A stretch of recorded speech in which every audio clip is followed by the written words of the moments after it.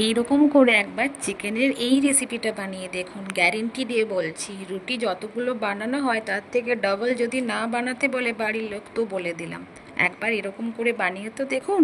হ্যাঁ, আজকে আমি বানাবো চিকেনের দো পেঁয়াজা। নমস্কার বন্ধুরা, মানসীজ রান্নাঘরে আপনাদের সবাইকে আবারও স্বাগত। আজকে আমি বানাবো চিকেন দো পেঁয়াজা। তার জন্য চিকেন এখানে আমি নিয়ে নিয়েছি পরিমাপ করে। এর জন্য নিয়েছি পেঁয়াজ কুচি, টমেটো কুচি।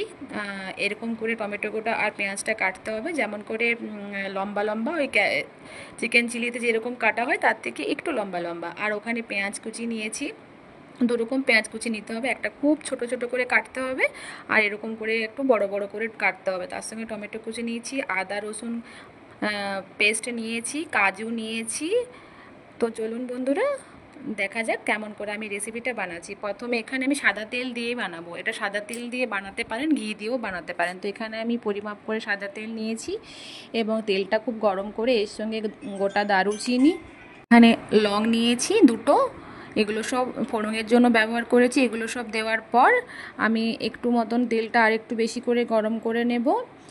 এগুলো গরম মশলা দেওয়ার পরে ফ্লেভারটা খুব ভালো আসবে। এরপর এগুলো তেলটা আরও ভালোভাবে ফোড়নের সাথে গরম হয়ে যাওয়ার পর আমি এখানে যে ছোট ছোট করে পেঁয়াজ কুচি কেটে রেখেছিলাম এগুলো সব আমি দিয়ে দিলাম। এবং দেওয়ার পর এগুলো একটুক্ষণ ফ্রাই করব। বেশিক্ষণ ফ্রাই করার দরকার নেই, একটু কালারটা চেঞ্জ হলেই আমি এর সাথে টমেটো কুচি দিয়ে দেবো। এগুলো একটু নাড়াচাড়া করে নিলাম ভালো করে। একবার এরকম করে বানিয়ে দেখবেন, খুব ভালোভাবে হবে আর খুব টেস্টি হবে, একদম রেস্টুরেন্ট স্টাইলের মতন হবে খেতে। এরপর আমি দিয়েছি এখানে টমেটো কুচি। টমেটো কুচিটাকে একটু নরম হবার জন্য আমি রেখে দিলাম। এরপর এখানে দিলাম কাঁচা লঙ্কা কুচি আর আদা আর রসুন কুচি। ভালোভাবে এটাকে নাড়াচাড়া করব যতক্ষণ না কাঁচা গন্ধটা মশলা থেকে বেরিয়ে যায়। এবং এর সাথে দেব 1 চামচ হলুদ, লঙ্কা গুঁড়ো, জিরে গুঁড়ো এবং এখানে পরিমাপ মতো নুন দিয়েছি। যেহেতু আমি মাংসটা আগে ম্যারিনেট করে রেখেছিলাম, হলুদ, লঙ্কা গুঁড়ো, জিরে গুঁড়ো, একটু সাদা তেল এবং নুন, তাই আমি এখানে একটু পরিমাপটা কমই দিলাম নুনের। নুনটা একটু স্বাদ মতন দিতে হবে, নাহলে বেশি হয়ে যাবে। এরপর আমার মশলাটা থেকে দেখলাম যখন তেল ছাড়ছে, এখানে একটু দই নিয়েছি, দইটা খুব ভালোভাবে ফেটিয়ে নিয়েছি। এরপর আমি সব দইটা এর মধ্যে দিয়ে দেব। দই দিলে এটাতে টেস্ট খুব ভালো হবে।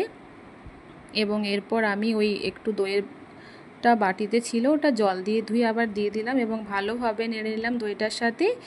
এবং এর সাথে আমি দেব একটু কাজু বাটা।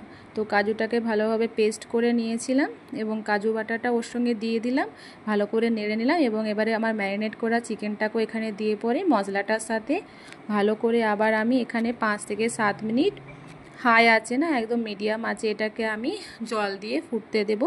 এবং প্রথমে কষবো, তারপর ঢাকা দিয়ে এটাকে সেদ্ধ হওয়ার জন্য রেখে দেবো। এটা যাকে সেদ্ধ হবে আমি একটা অন্য গ্যাসে, ওটার জন্য আরেকটা গ্যাসে আমি রেডি করব মশলাটা। এখানে আমি সাদা তেল নেব 3 চামচ। সাদা তেল 3 চামচ নেওয়ার পর ওর সঙ্গে ওই যে পেঁয়াজগুলো আমি ডুমো ডুমো করে কেটে রেখেছিলাম যেরকম স্টাইলে, ওরকমভাবে ওগুলো সব দিয়ে দেবো। এরপর পেঁয়াজের সাথে দিয়ে দেবো 3 থেকে 4টা কাঁচা চেরা লঙ্কা এবং একটা শুকনো লঙ্কা দিয়েছি। আপনারা যদি বেশি ঝাল পছন্দ করেন তো আপনাদের হিসেব মতো ঝালটা এখানে দিয়ে দেবেন। এরপর আমি শুকনো লঙ্কা দেওয়ার পর এর সঙ্গে দেবো একটু মৌরি দেব। তারপর ওটার সাথে আমি দেব, মৌরিটাকে ভালোভাবে নাড়তে হবে। এখানে কিন্তু ধ্যান রাখতে হবে পেঁয়াজটা যাতে বেশি লাল মতন করে না ভাজা হয়, একটু কালার চেঞ্জ হলে ওটাকে বন্ধ করে দিতে হবে। এখানে আমি মৌরি দুটা দিয়ে নিয়ে ভালোভাবে নেড়ে নেব। এবং এখানে আমি একটু নুন অ্যাড এখনও করিনি। এরপর আমি এখানে কস্তুরি মেথি দেব ফ্লেভারটা ভালো আসার জন্য। এরপর সবগুলো মশলাগুলো ভালোভাবে নেড়ে নেব। একদম গ্যাসটাকে একদম কমিয়ে নিই, গ্যাসের আঁচ খুব হাই থাকবে না, নাহলে পুড়ে যাবে। এরপর আমি ওগুলো এখানে চিকেনটা দেখলাম যে হ্যাঁ প্রায় সেদ্ধ হয়ে গেছে এবং যেটা বানালাম পেঁয়াজের যে বানালাম মশলাটা সেটা আমি খুব ভালোভাবে ওখানে দেওয়ার পর ভালোভাবে ওর সাথে মিশিয়ে দিলাম। একবার বাড়িতে অবশ্যই ট্রাই করে দেখবেন। আর আমার চ্যানেলের রেসিপিগুলো ভালো লাগলে অবশ্যই লাইক কমেন্ট শেয়ার করবেন এবং সাবস্ক্রাইব করতে কিন্তু ভুলবেন না। সাবস্ক্রাইব করে রাখলে আমি যত নতুন নতুন রেসিপি দেবো আপনাদের কাছে নোটিফিকেশান পৌঁছে যাবে। এরপর আমি এগুলো সব নেড়ে চেড়ে রেডি হয়ে গেল আমার চিকেন দো পেঁয়াজা। একটা প্লেটে আমি দেখুন খুব সুন্দর করে সাজিয়ে নিলাম। বেশি জলের প্রয়োজন হবে না, এটা বেশি জল করলে টেস্টটা খারাপ হয়ে যাবে, তো এটা এরকম রসরসই থাকবে। বেশি জল দেবার কোনো দরকার নেই, যেহেতু রুটির সাথে খাওয়া হবে, রুটির সাথে খেলে খুব ভালো লাগবে। আপনারা অবশ্যই একবার ট্রাই করে দেখবেন। ধন্যবাদ।